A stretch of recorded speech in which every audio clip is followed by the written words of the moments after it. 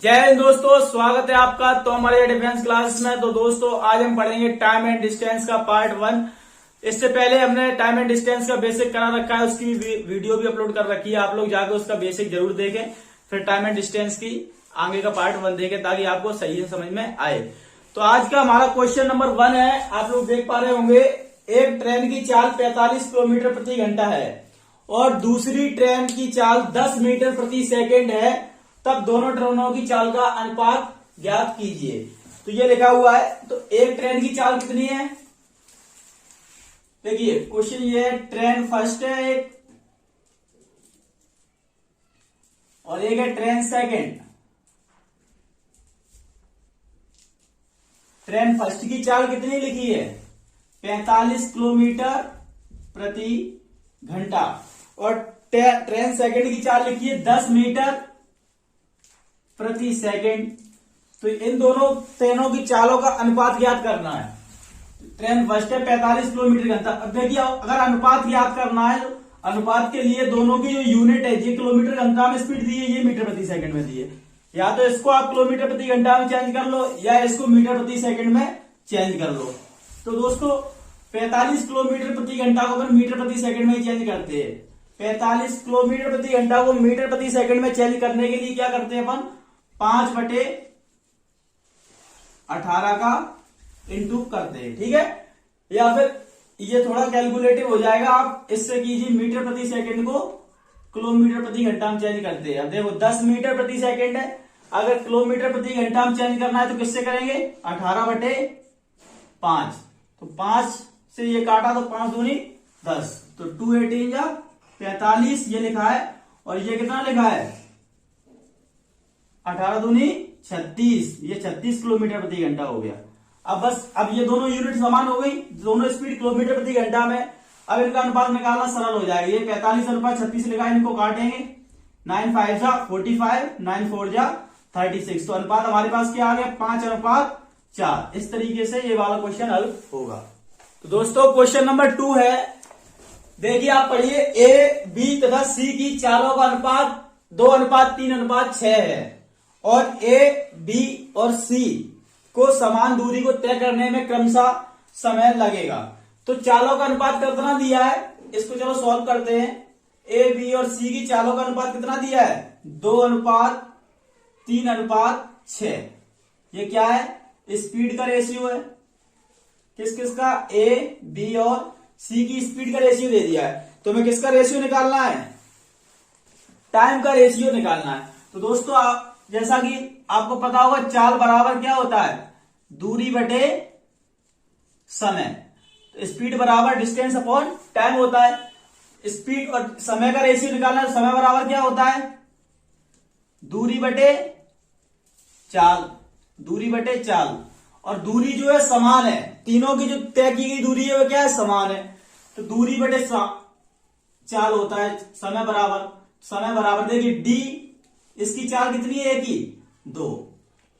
इसको भी डी दूरी तय करने में लगा हो, क्योंकि दूरी तो सभी की समान है। तो मान लो कुछ भी दूरी है, डी दूरी है, तो डी दूरी इसको तय करने में, इसको तीर की रफ्तार से तय की है उसने, और इसने डी दूरी को 6 की रफ्तार से तय किया है। अब समय का अनुपात हमें ज्ञात करना है। देखिए डी डी डी ये तीनों कट गए, तो क्या बचे इधर पे, 1:2, 1:3 और 1:6।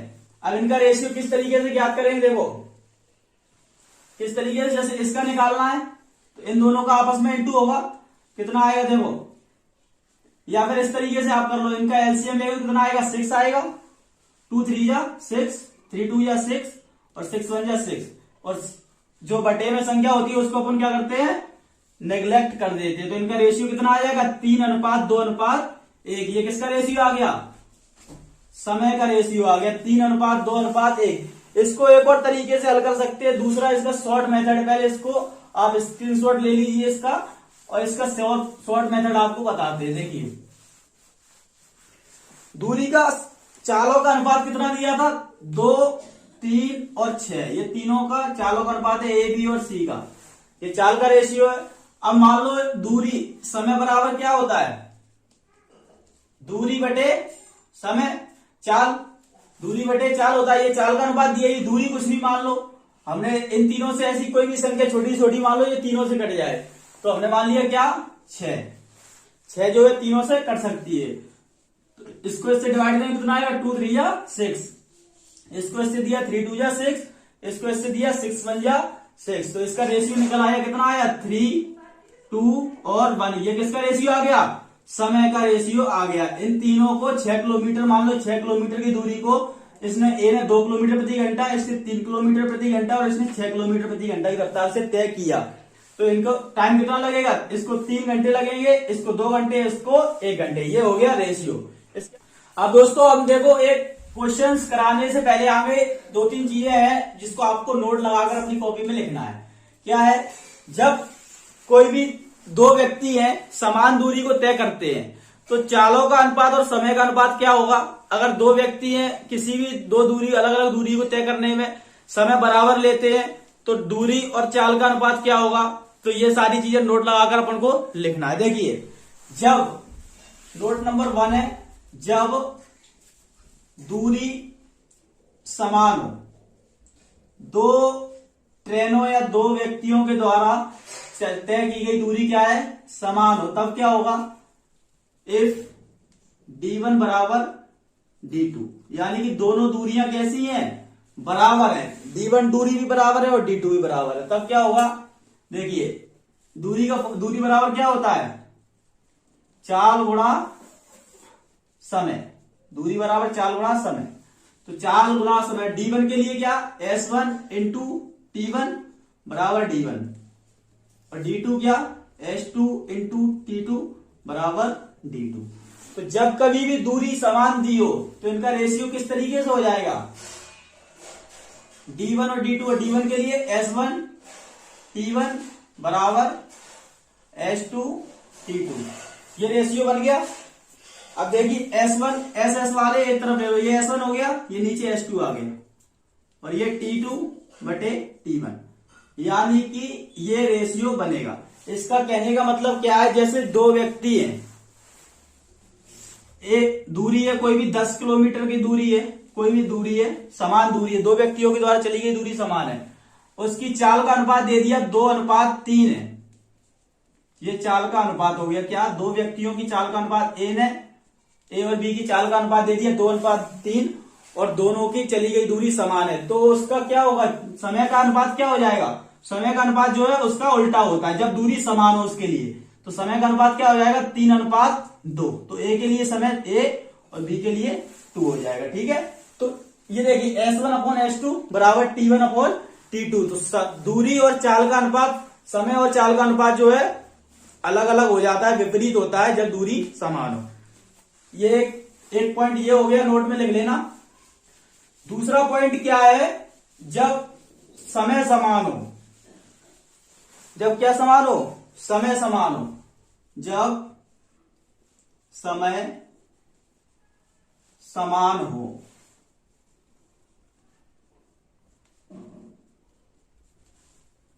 इफ t1 बराबर t2, दोनों के द्वारा तय किया गया समय क्या हो, समान हो। अब समय बराबर क्या होता है, समय बराबर हो जाता है चाल बराबर दूरी बटे समय, तो समय बराबर दूरी बटे चाल, समय बराबर क्या हो जाएगा, दूरी बटे चाल। तो t1 बराबर क्या होगा,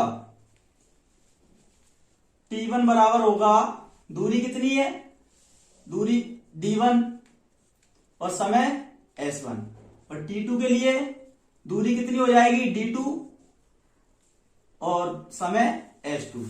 ये हो गया d2 और s2। अब देखिए d1 बराबर t2, अब इसके t1 की वैल्यू क्या है, d1/s1 और t2 की d2/s2। ये हो गया। अब s वाले एक तरफ कर लो, इधर s1 ले जाओ, इधर d1, तो d1/d2 बराबर s1/s2। तो जब कभी भी समय बराबर होता है, जब कभी भी समय बराबर होगा तो दूरी का और चाल का जो अनुपात होगा वो क्या होगा, समान होगा। किस तरीके से, जैसे आपसे किसी ने बोला कि दो व्यक्ति हैं, उनको किसी भी दूरी को तय करने में एक को लग रहा है समय कितना, जब समय समान हो, जब दो व्यक्तियों को 10 दूरी का अनुपात दे दिया, ये दूरी का अनुपात है, दो व्यक्तियों के द्वारा तय की गई दूरी, ये 2 है और ये 3 है, 2:3 दे दी। ए के द्वारा 2 और बी के द्वारा 3 की दूरी तय की जा रही है और समय इन दोनों को बराबर बराबर लग रहा है। दूरी का अनुपात दे दिया तो चाल का अनुपात क्या होगा, चाल का अनुपात भी क्या होगा, तो चाल का अनुपात भी क्या हो जाएगा, 2:3। किस तरीके से, d1/d2 बराबर होगा h1/h2। ये हो गया नोट 2, जब क्या समान हो, समय समान हो। एक और नोट है, जब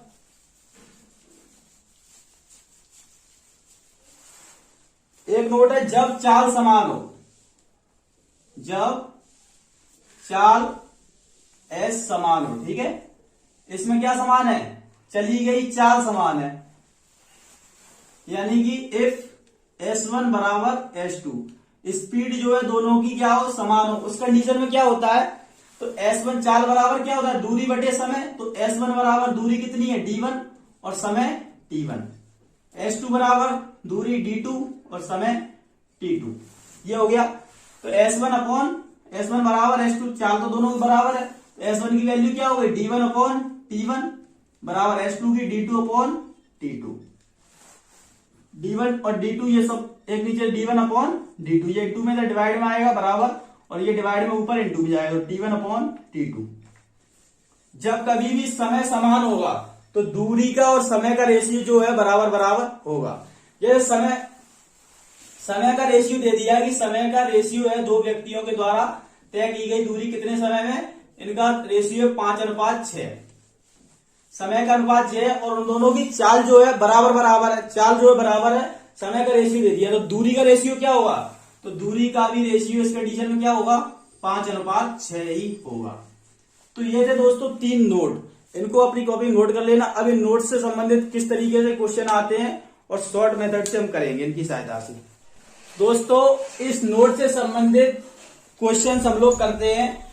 देखिए आप लोग क्वेश्चन जो है देख पा रहे हो, क्या लिखा है, एक ट्रेन किसी दूरी को 50 मिनट में तय करती है, यदि यह 48 किलोमीटर प्रति घंटा की औसत गति से चलती है तो यात्रा को 40 मिनट में पूरा करने के लिए किस गति से चलेगी। ठीक है, इस क्वेश्चन को एक बार रिपीट आप लोग ध्यान से पढ़िए।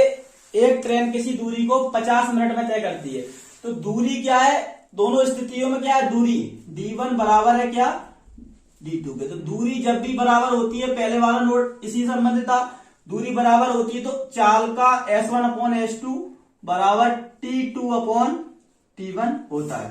तो चाल और समय का अनुपात जो क्या है, विपरीत होता है। ठीक है, तो इधर पे अपने पास क्या है, यदि ट्रेन किसी दूरी को 50 मिनट में तय करती है तो t1 बराबर क्या है, इधर पे 50 मिनट। t1 बराबर क्या दिया है इधर पे, t1 बराबर दे दिया 50 मिनट, और t2 बराबर कितना दिया है, 40 मिनट। इसमें एक स्पीड भी दी है, स्पीड क्या दी है, s1 बराबर दिया है 48 किलोमीटर प्रति घंटा। ये क्या है, स्पीड दे दी। तो क्या पूछ रहा है उसको, तो यात्रा को 40 मिनट में पूरा करने के लिए किस गति से चलेगी, तो हमें क्या निकालना है, s2 की वैल्यू फाइंड आउट करनी है। यात्रा को 40 मिनट में तय करने के लिए किस गति में उसको चलना पड़ेगा। तो देखिए t2 s1 की वैल्यू कितनी दी है, 48 किलोमीटर प्रति घंटा, s2 फाइंड आउट करना है। t2 की वैल्यू क्या है इधर पे, 40 मिनट। तो 40 मिनट को घंटे में चेंज करने के लिए डिवाइड देना पड़ेगा 60 का, बराबर बटे में 50 मिनट t1 की वैल्यू, तो 50 मिनट को भी घंटे में चेंज करने की 60 का डिवाइड। देखो अब 60 से 60 कट गया, ये 0 से ये 0 कट गया, इधर पे कितना बचेगा, 48/s2 बराबर 4/5। 4 से इसको डिवाइड देंगे तो कितनी बार जाएगा, 12 बार, और 5 का इंटू 12 से करेंगे तो s2 की वैल्यू क्या आ जाएगी, 12×5 = 60। तो 60 किलोमीटर प्रति घंटा। तो उसको 60 किलोमीटर प्रति घंटा की चाल से चलना पड़ेगा, तब उसको कितना समय लगेगा, 40 मिनट का समय लगेगा उसी समान दूरी को तय करने के लिए। तो ये हमारा क्या हो गया, आंसर हो गया। दोस्तों ऐसे ही क्वेश्चन और इससे संबंधित टाइम एंड डिस्टेंस के और भी क्वेश्चन पार्ट 2 में करेंगे। अगर आपको ये वीडियो अच्छी लगी तो वीडियो को लाइक करें, शेयर करें और चैनल को सब्सक्राइब करें। जय हिंद, जय भारत।